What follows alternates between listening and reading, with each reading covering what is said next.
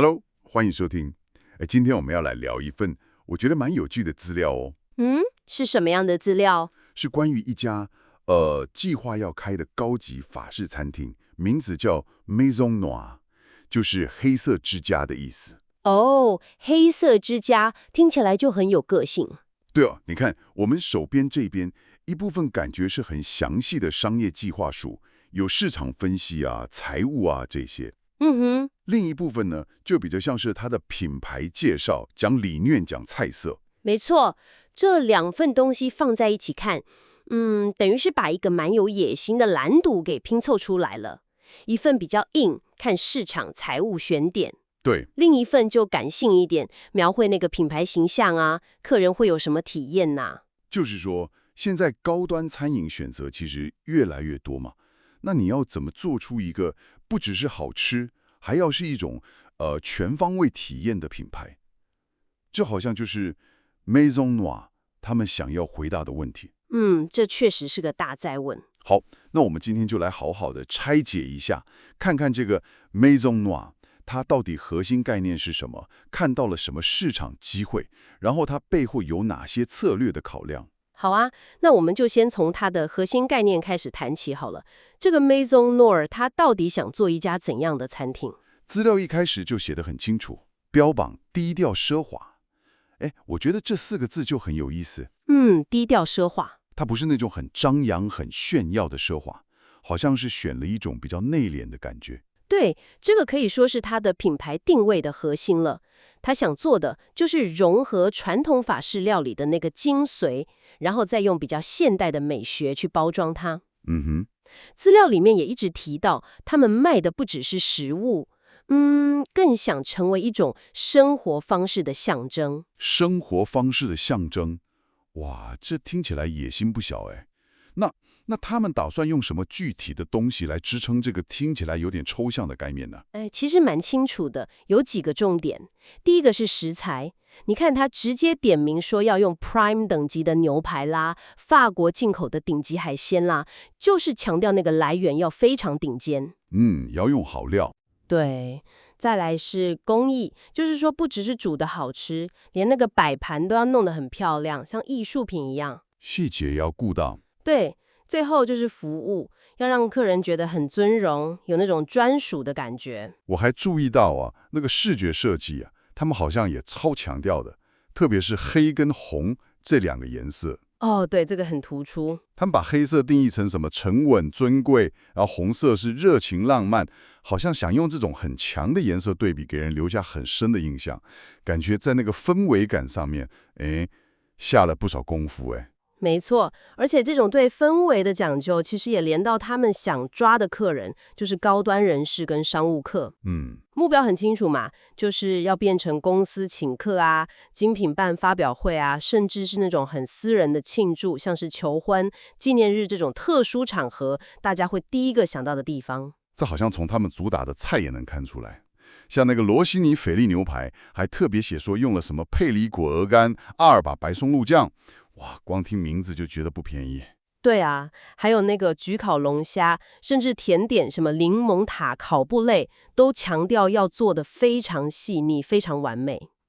我觉得这里有个很有意思的地方啊，就是说这种对细节的近乎偏执的追求，几乎可以说是建立那种高端品牌信任感的一个基石。怎么说？说是从食材、煮法、服务流程，甚至到空间的颜色、灯光，每一个小地方都必须要扣紧那个低调奢华的核心概念，不能有任何一个地方让人觉得，这里好像怪怪的。要很一致。对，要非常一致，才能说服客人。好，这个概念听起来很完整，定位也蛮清楚的。不过，接下来有个我觉得很有趣的地方，就是地点，他们好像把目标锁定在桃园呢。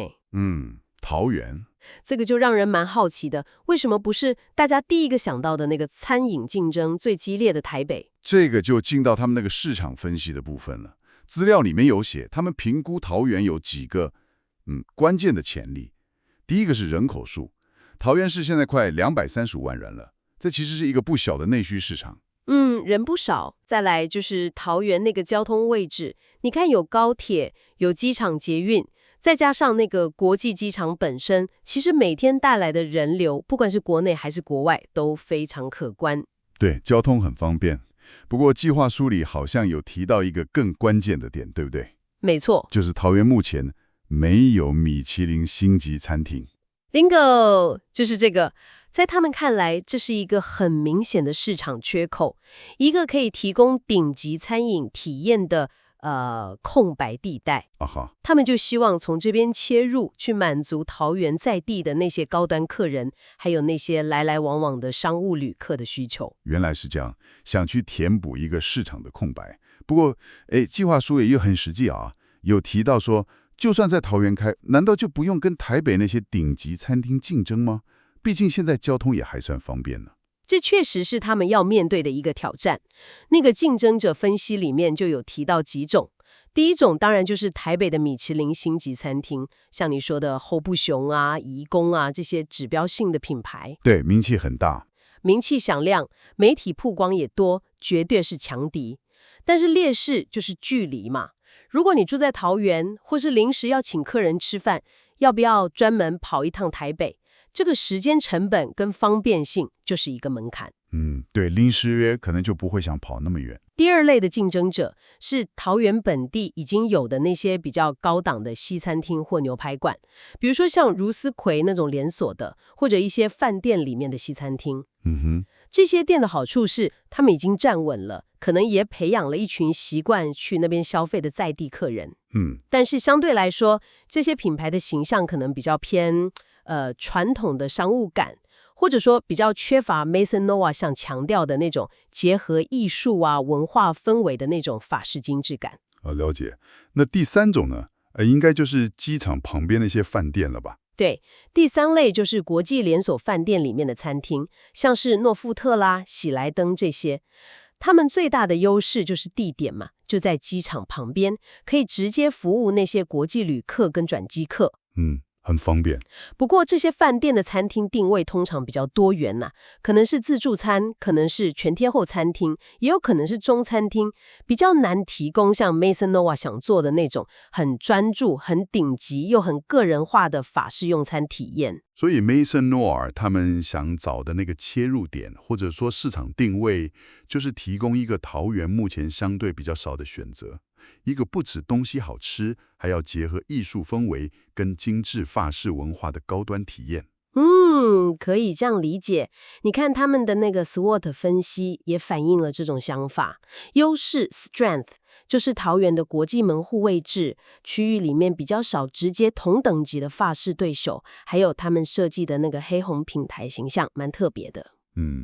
劣势 weakness 就是这种很高档的法餐，在桃园可能还是需要一点时间去做市场教育，然后品牌从零开始嘛，要建立名声也要花很多力气跟资源。那机会跟危险呢？机会 opportunity 方面，他们是看好那个航空城的长期发展啦，还有青埔那边一直有新的建设投资，未来搞不好还可以跟一些艺文活动啊、精品品牌做跨界合作，想象空间是有的。威胁 threat 主要就是几个，台北那些顶级餐厅的吸力还是很强，可能会把一些客人吸走。再来就是大环境经济好不好，会直接影响大家愿不愿意花大钱吃饭。还有就是这种餐厅很依赖进口食材嘛，那个价格跟供应稳不稳定都是风险。好，了解了整个市场的状况之后，他们在桃园里面又针对了2个地方做了更细的比较，青埔跟艺文特区。这2个地方感觉差很多差非常多，资料里面做了蛮详细的优劣分析。我们先看青埔好了，就是高铁桃园站还有机场附近那个新兴的区域。它的优点很明显嘛，高铁、机捷、机场带来超级多国内外的旅客跟商务人士，人流非常非常大。而且它可以跟旁边的 X Park、Outlet 这些景点串联起来，有机会做成那种目的地型的餐厅，吸引周末来玩的观光客或家庭客。加上又是新的开发区，话题性也比较高。听起来人潮很诱人，可是计划书好像也点出一些担心的地方。对，缺点就是平常日的那个稳定的商务客相对可能比较少，人潮可能会很集中在周末或假日，这样平日的营运压力就会比较大。而且那个区域的在地居民对于这种很高单价的法式料理，他们的消费习惯跟接受度可能还需要时间去培养跟观察。机会点是可以跟附近的饭店合作，互相导客，还有就是搭上那个航空城跟未来捷运线的发展。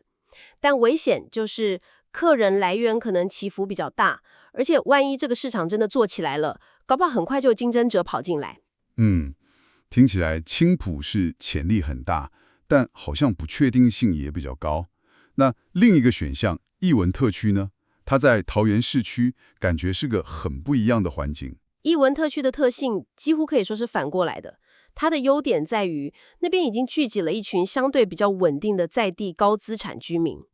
像是公司老板医生、律师这些，他们就住在那附近，消费能力跟意愿通常比较高。同时，那附近也有不少办公大楼跟金融机构，所以平日的那个商务聚餐需求也相对比较稳定。这边的生活圈已经很成熟了，所以客人的回访率潜力比较高，比较容易培养熟客。听起来客群是比较稳，那缺点会是什么？缺点就是它不像青埔那样一直有外面来的观光客灌进来。你想要在这边成功，会更需要靠口碑，靠在地慢慢经营。而且艺文特区里面其实已经有不少餐厅了，竞争也是有的，所以你的品牌一定要做出很清楚的差异化。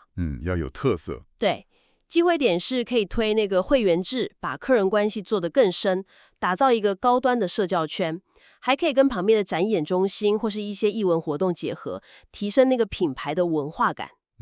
危险就是如果你做的体验不够特别，客人可能就很容易拿你去跟台北的顶级餐厅比价钱，而且单看本地市场的规模，还是比不上一线城市啊。这分析的真的很仔细，优缺点都很清楚。那所以他们最后选了哪里？这个决定背后透露出他们是怎么想的？根据我们看到的资料，梅生诺尔最后是选择了艺文这区。所以他们最后是把那个稳定性还有客群的契合度摆在最大人流量的前面了。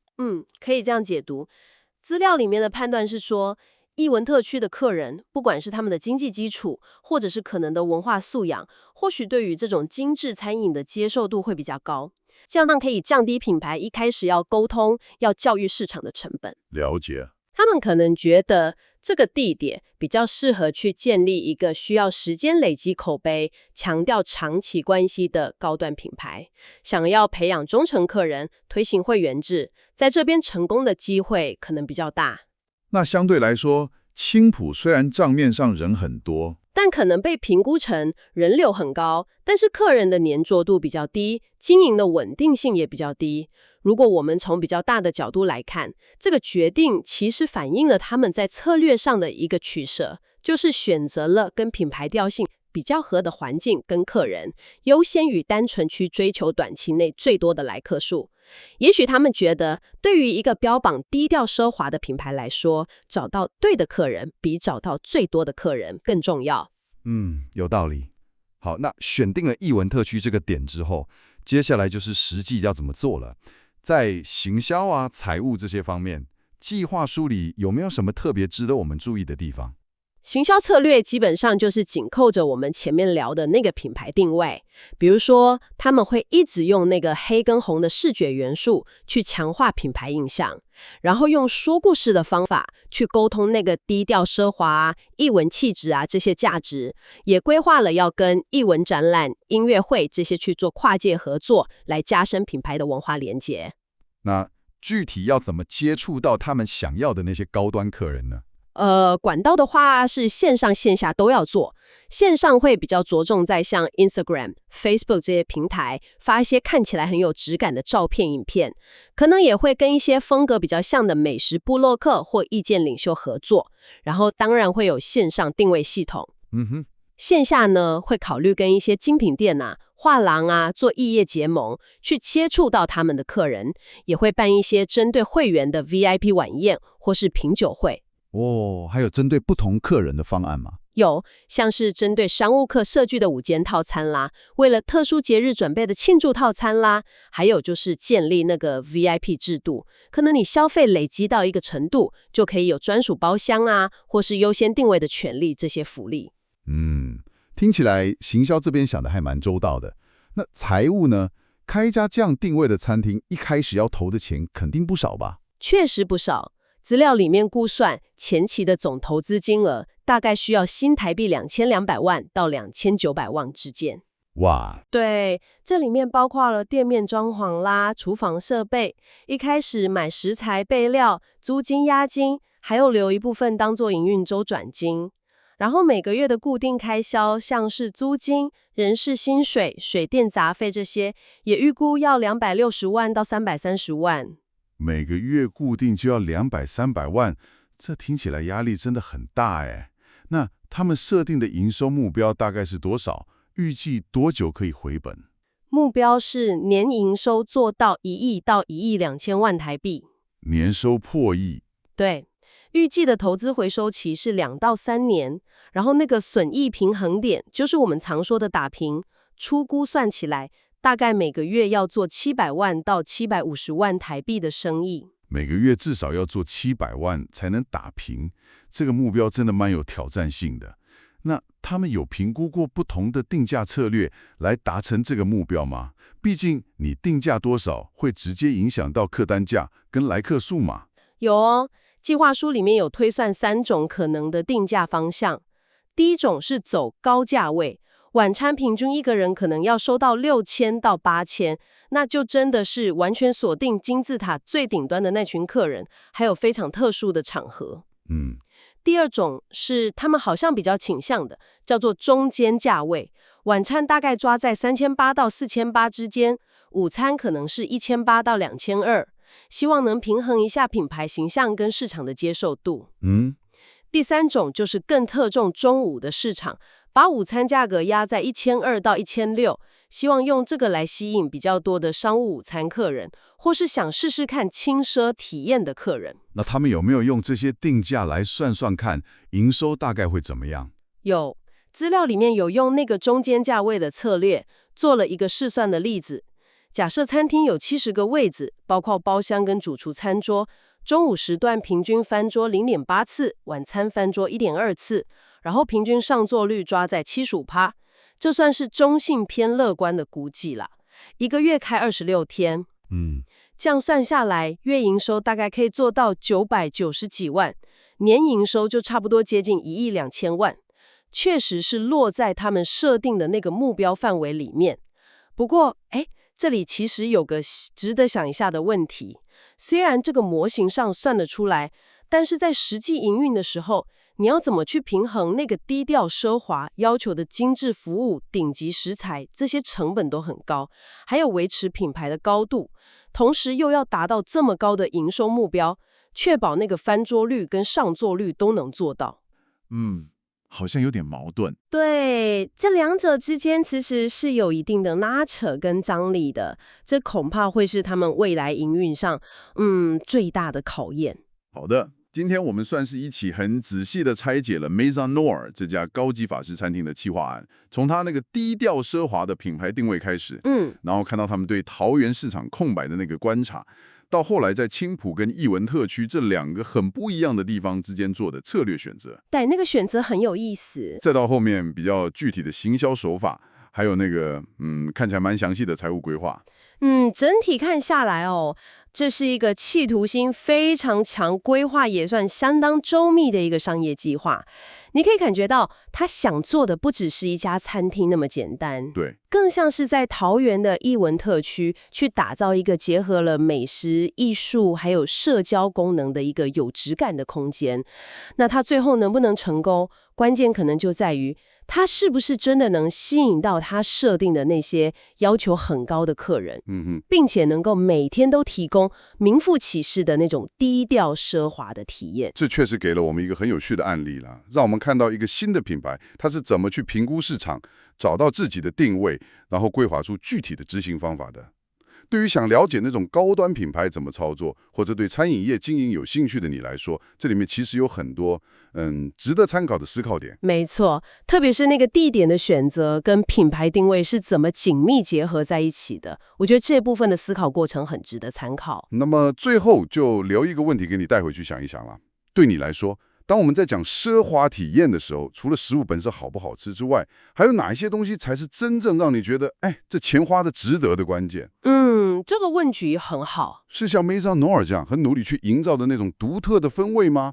还是那种很体贴、很到位的服务？又或者是品牌背后的故事啊、理念啊，还有它代表的那种价值感呢？ Maison Noir 在资料里画出来的这幅蓝图，有没有触动你对顶级餐饮的某些想象或者期待？这个问题就留给你慢慢品味喽。下次见。下次见。